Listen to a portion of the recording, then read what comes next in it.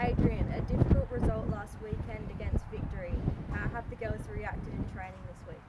Yeah, the reaction's been really positive. So we met the day after for recovery and then have trained this week to prepare for Melbourne City, and the girls have really come out strongly and are keen to make amends for another disappointing result. Post-game, you mentioned how the team only played with the level of urgency and intensity required when we went a goal down. Have you addressed that with the playing group? Yeah, I think after the game, it was when I was asked that question, it was quite fresh in my mind. I think our first half wasn't too bad actually against Victory, and we just dropped off in the second half a little bit and allowed them to come back into the game. So I was disappointed that we didn't bring that same level of urgency to try and protect our lead as we did when we went behind. Yep. One positive from the game is that Fiona Warts has gotten off the mark with her first goal of the season. How have you seen her progress this season after a relatively difficult stint overseas and our off-season? Yeah, I think like many of the players, as the season's gone on, Fiona's grown into her role and into her performances so far this year. For me, it's great that she scored, and it's fantastic for her. But for me, it doesn't really matter who's scoring goals or who's setting the goals up. It's about the team doing as well as they possibly can, and there's no doubt that when Fiona is confident and playing well, it's better for our team.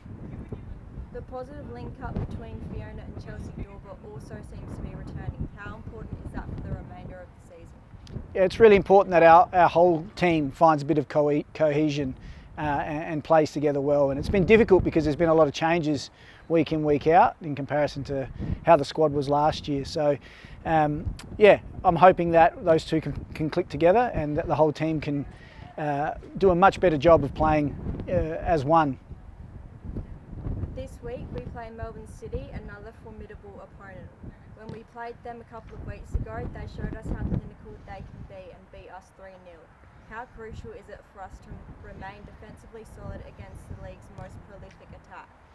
Yeah, I think it's important to look at the context of that match, and it was quite an even competition or contest for most of that match.